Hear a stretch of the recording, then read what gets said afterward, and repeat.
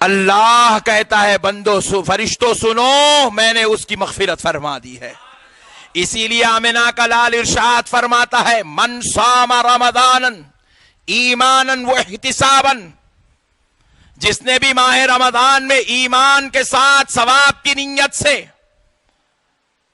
روزہ رکھا، غفر لہ ما تقدم من ذنبہ، اللہ تعالی اس کی ماضی کی زندگی کے سارے گناہوں کو معاف فرما دیتا ہے۔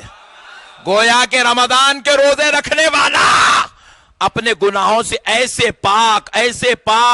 پاک ہو جاتا ہے جیسے ابھی اپنے ماں کے پیٹ سے پیدا ہوا ہے، ابھی اپنے ماں کے پیٹ سے پیدا ہوا ہے۔ اللہ اللہ۔ پھر ایک حدیث شریف ہے، آقا علیہ السلام ارشاد فرما من قام رمضانا ایمانا و احتسابا، جس نے ماہ رمضان میں راتوں کا قیام کیا، یعنی تراویح پڑھا۔ کیا پڑھا؟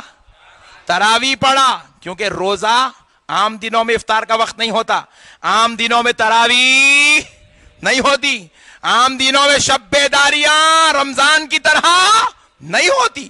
پیارے دوستو، حضور کہتے ہیں جس نے ماہ رمضان میں قیام کیا ایمان کی حالت میں ثواب کی نیت سے، تو حضور ارشاد فرماتے غفر لہ ما تقدم من ذنبہ، اس کا رب اس کے گناہوں کو، تمام گناہوں کو معاف فرما دیتا ہے، معاف فرما دیتا ہے۔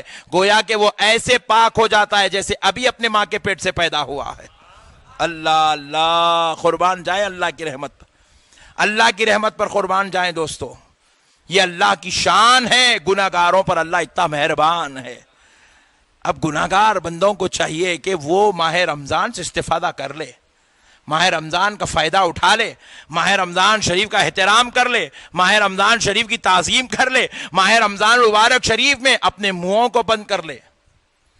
منہوں کو بند کر لے سے مطلب گالی گلوچ سے، طنز و طعنہ سے، منہوں کو بند کر لے جھوٹ بولنے سے، منہوں کو بند کر لے لوگوں کی غیبتیں چغلیاں بیان کرنے سے۔ پیارے بزرگ اور دوستو، جب بندہ اپنی زبانوں کو اس طرح سے پاک کر لیتا ہے، خدائے رب ذوالجلال کی قسم، اللہ اس کو جنت میں جگہ عطا فرما دیتا ہے۔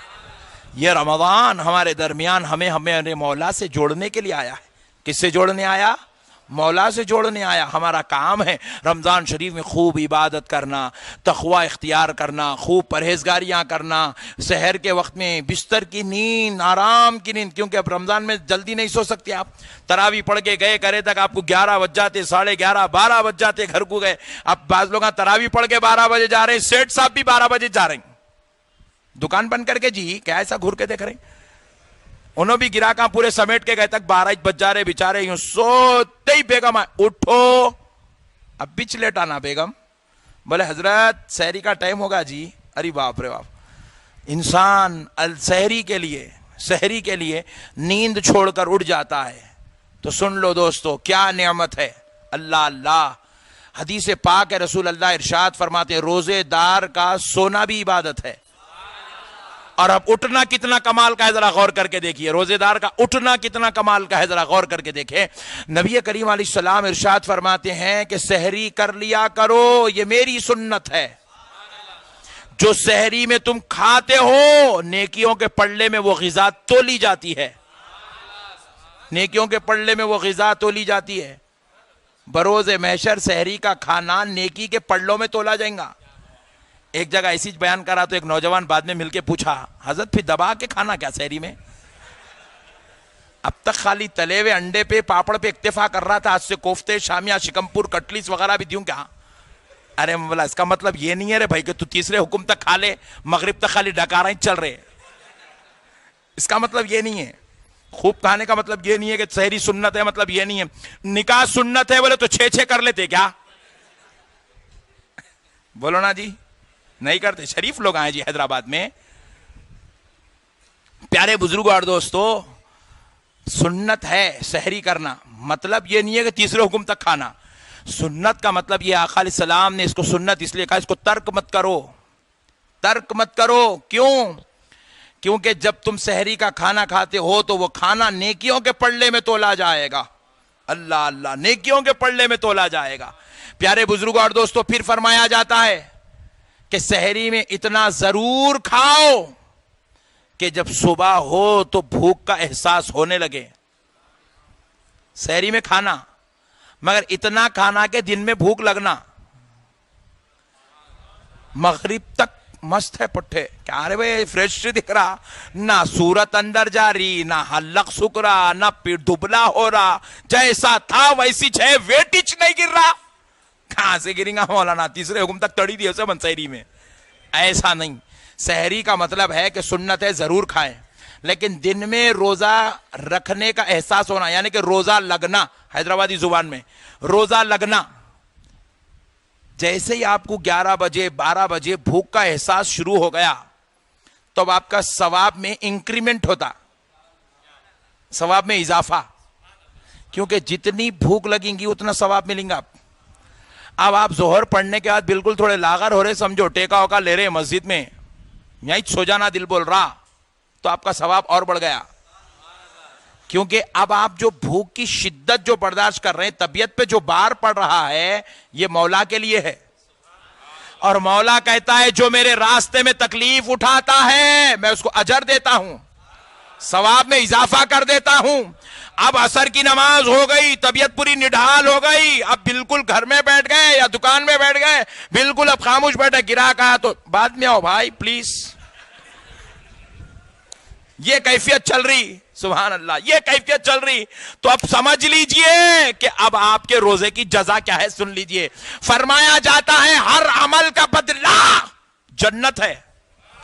نماز پڑھو گے تو جنت ملے گی, زکات دو گے تو جنت ملے گی, حج کرو گے تو جنت ملے گی, ماں باپ کی خدمت کرو گے تو جنت ملے گی, بیوی بچوں کا حق ادا کرو گے تو جنت ملے گی, زنا شراب چوری غلاظت شرارت سے بچو گے تو جنت ملے گی. مگر مولا فرماتا ہے جب میرا بندہ میری خاطر روزہ رکھ لیتا ہے اور روزے کی تکلیف کو برداشت کر لیتا ہے تو میں اب اسے روزے کے بدلے میں صرف جنت نہیں دیتا, صرف ثواب نہیں دیتا, بلکہ میں خود روزے کی جزا بن جاتا ہوں. میں خود روزے کی جزا بن جاتا ہوں. اللہ اللہ, یہ ہے روزہ لگنے کا, یہ ہے روزہ لگنے کا بدلہ. اللہ کے لیے روزہ رکھنا چاہیے. اللہ کے لیے جب روزہ رکھتا ہے اور بندے کو روزہ لگتا ہے تو بدلہ خود اللہ ہوتا ہے, اللہ بدلہ ہوتا ہے. دوستو پیارے بزرگوں اور دوستو, روزے دار کی مثال کیسی ہے معلوم. ایک مرتبہ بادشاہ محمود غزنوی رحمت اللہ علیہ اپنے دربار میں اعلان کرے, جنگ میں فتح ہوئی تھی, بڑے خوش ہوئے, بہت مال غنیمت آیا تھا, بہت خوش ہوئے. خوش ہو کر محمود غزنوی رحمت اللہ علیہ اعلان کر دیے کہ آج جس کو جو مانگنا ہے مانگ لے, میں دینے کو تیار ہوں. ایک وزیر آیا, بولے حضرت وہ سونا میرے کو چاہیے, لے لے. دوسرا بولا حضرت چاندی تو لے لے. انہیں بولا زیورات مجھے لے لے. بولے مجھے وہاں کی زمین, بولے لے لے. مجھے وہ باغات, بولے لے لے. جو مانگتا گیا آپ دیتے چلے گئے, دیتے چلے گئے, دیتے چلے گئے, دیتے چلے گئے. آپ کو پنکھا کرنے والی ایک بڑھیا تھی, انہیں بیچاری بازو ٹھہری, پنکھا کر دیا ابھی بھی. حضرت اس کی طرف پلٹے, محمود غزنوی رحمت اللہ علیہ بادشاہ وقت, پلٹ کے پوچھے کیا ہوا, تم کچھ بھی نہیں مانگتے؟ تو بولے بادشاہ مانگنا تو چاہتی ہوں مگر مجھے خوف ہے, جو مانگوں گی میرا بادشاہ دے گا کہ نہیں دے گا. بولے یہ تم ہماری توہین کر رہی ہو, ہم نے سرے محفل اعلان کیا ہے کہ ہم سے جو مانگے گے ہم دیں گے, اور تم جب سے دیکھ رہی ہو جو مانگ رہا ہے ہم اسے وہ دیتے چلے جا رہے ہیں. بولے بادشاہ پھر بھی ایک بار سوچ لے, میں کچھ اور مانگ لوں گی تو کہیں آپ پریشان تو نہ ہو جائیں. بولے مانگ لو, ہم اعلان کرتے ہیں ہم تمہیں دیں گے. جیسے ہی سنی, پنکھا بازو رکھی, بادشاہ کے سر پہ ہاتھ رکھی, میں کو تو ہونا بولی.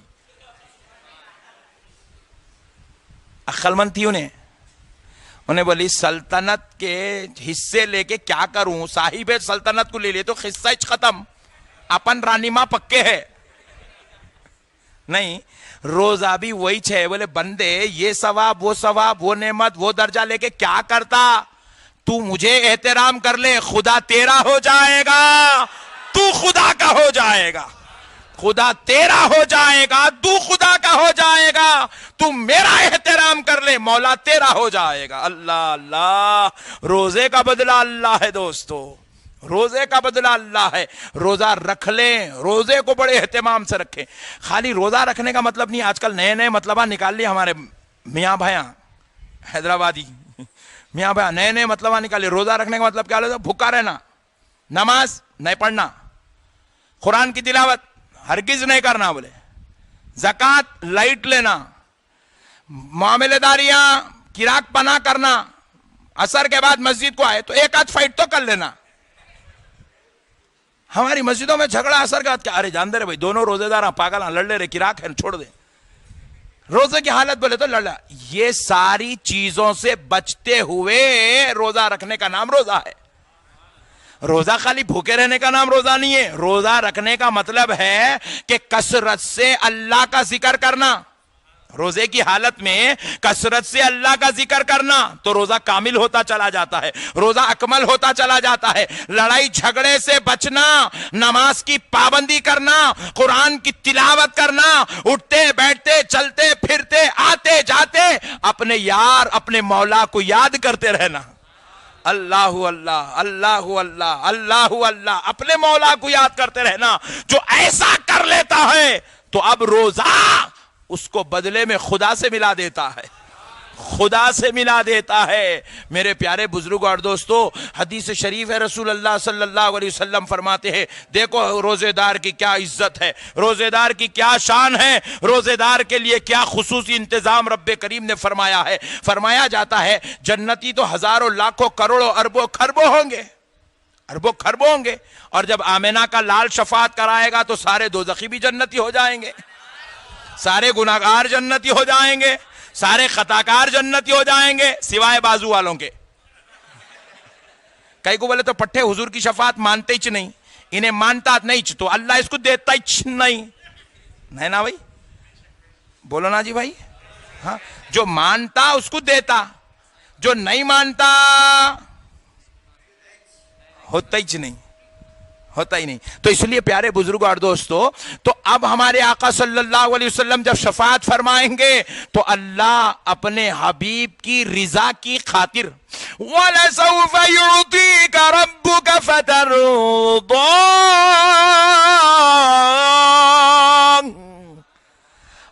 آپ کا رب آپ کی خاطر آپ کو اتنا دے گا, اتنا دے گا, اتنا دے گا کہ آپ اپنے رب سے راضی ہو جائیں گے. اوئے ہوئے ہوئے ہوئے, آپ اپنے رب سے راضی ہو جائیں گے. اللہ اللہ, آپ اپنے رب سے راضی ہو جائیں گے.